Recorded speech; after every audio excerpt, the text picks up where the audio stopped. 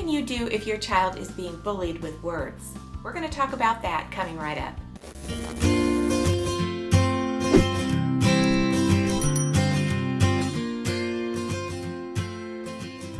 This is the second in a 4-part series about bullying. So this time we're going to be talking about verbal bullying. What can your child do if a bully keeps using words to hurt them? Verbal bullying is using negative words to intimidate, threaten, insult, or tease in a harmful or hurtful way. And this can be done either in person or on the internet. Now, when we're talking about this verbal bullying, we're not talking about verbal threats. That's going to be taken care of in the physical bullying, because verbal threats are different than verbal bullying like you're stupid or you're ugly or you're dumb or whatever. Those kinds of examples of putting someone down with words. Threatening them with physical harm is different, and we will talk about that in the next video.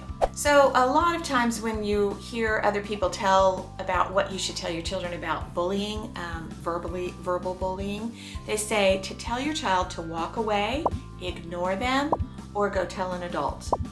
And I want to say, you know what? That's not going to work. Because if they walk away, the bully is probably just going to keep following them. If they ignore it, it's going to keep happening again. If they tell an adult, I'm just saying right away, I'm not saying never tell an adult, but if they just tell an adult and that's the only thing they do, then I'm going to tell you something.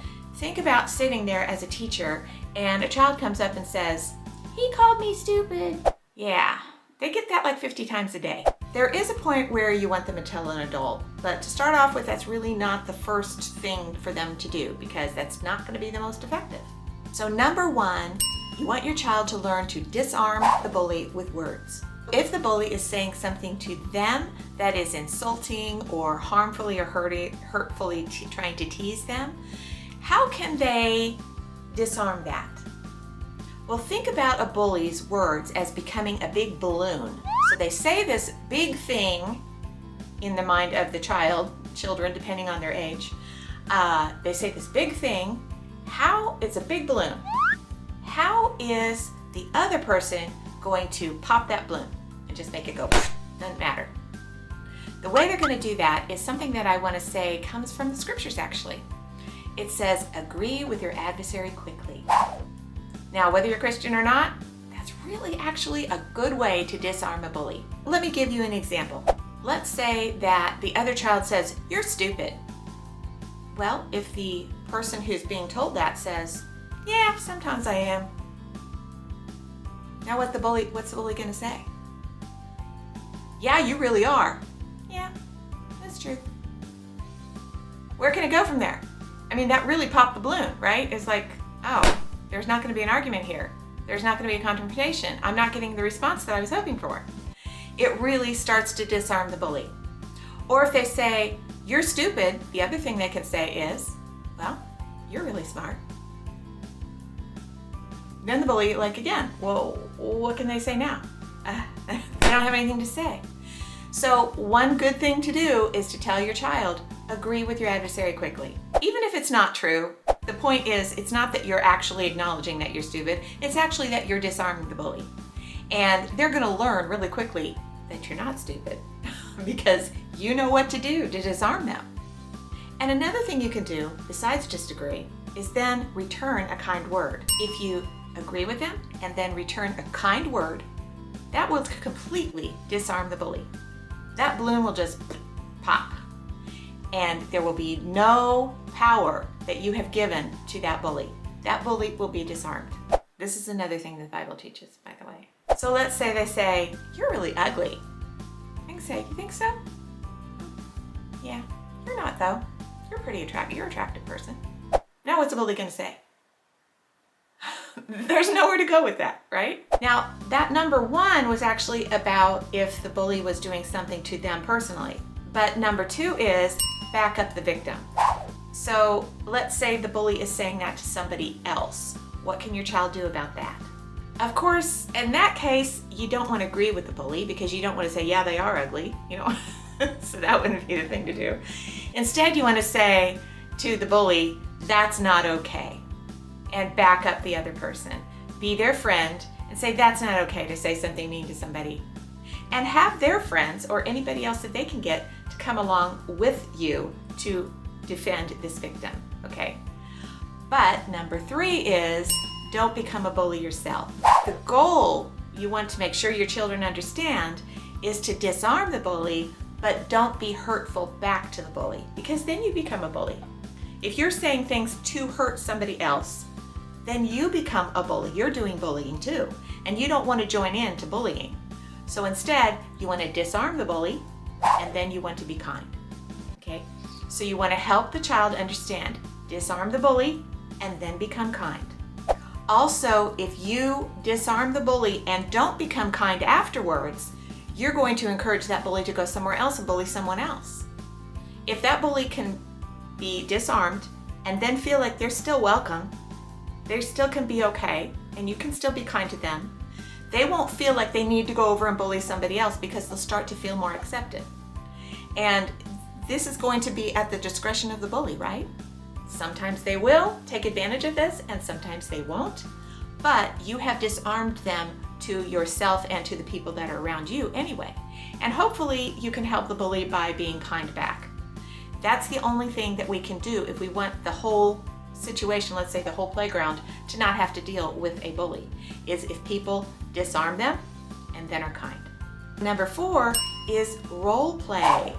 Just like I was just kind of role playing all by myself where I said, you're ugly, and then I gave the answer to what you say to that, do that with your child. Have you be the child and have the bully tell them, be a bully to me, and then talk back and forth with them, and then switch roles. You be the bully to them and see what they have to say back.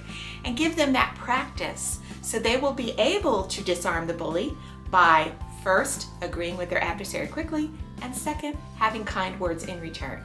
Number 5 is to make the bully a friend. Now, I was just kind of explaining that a minute ago, where after you've disarmed them and you want to be kind, the best thing to do is to keep following up with friendly behavior and kindness to that person, even though sometimes they're not going to take advantage of it because they have maybe a lot of other hurtful things happening in their life and you don't know what those things are. Make sure your child understands they're not responsible to reform the bully. That's not their responsibility.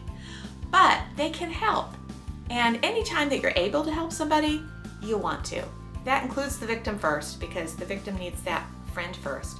But also, you want to try to befriend the bully in a way that that bully will start feeling accepted and stop feeling the tendency or need to bully others. They'll already feel significant. A bully wants to feel significant. They want to feel powerful. And if they feel significant anyway, and they feel that power of friendship rather than of dominating, they will start to have less and less of a desire to hurt others. I want to reiterate that. It's not their responsibility, it's not your child's responsibility to reform the bully, but they can always do things that will help. Now we get to number 6. Number 6 is, if the verbal bullying continues, talk to an adult. Once the child's gone through all of these steps, and the bully just continues to verbally abuse others, then it would be time to talk to an adult. Now, of course, from number 1, hopefully you're doing eye-to-eye time and your child can talk to you about anything. But as far as going to an authority to take care of the bullying situation, if we're talking about verbal bullying, try to have them understand they need to go through these steps first. And then if they've done all of these things, then they can go to the adult and say, hey, I've tried all these things and they're not working. Now I want you to think about this other scenario. You're a teacher and you're on the playground with all these kids, and every 2 or 3 minutes someone comes up, he called me stupid, he did this, she did that, blah, blah, blah, blah. I'm telling you what, I've been with kids a lot, and I'm sure a lot of you maybe who are listening have been too, and you hear that all day long, right? And it gets to a point where you're like, oh my goodness, don't bring every little tiny thing to me, right? You want to help them, but you know that by continually doing that, in the end, it helps for a minute, and then 5 minutes later they're coming up and saying the same thing, right? So give those children that plan of what to do in order to take care of it between them. But if they've done all of those things and the child comes up and says, well, I tried this and I tried that and I tried this, and they're still doing this and I don't know what to do. Can you imagine being a teacher sitting there and having a child come and say, I tried all these different things, but they didn't work? That would be a whole different thing. Now you're going like, oh, okay, now maybe I can help because they've already gone through these other things. So you need to think about how can you best solve the problem. Of course, we'd like all teachers and all authorities, parents and everybody to always be able to run to the defense right away, but that's just not the reality of the situation. It's just not true. It's not going to happen. What can we do to help them out? This is what we can do. If it's verbal bullying, then let's teach our children to disarm the bully and then try to help the bully change their behavior.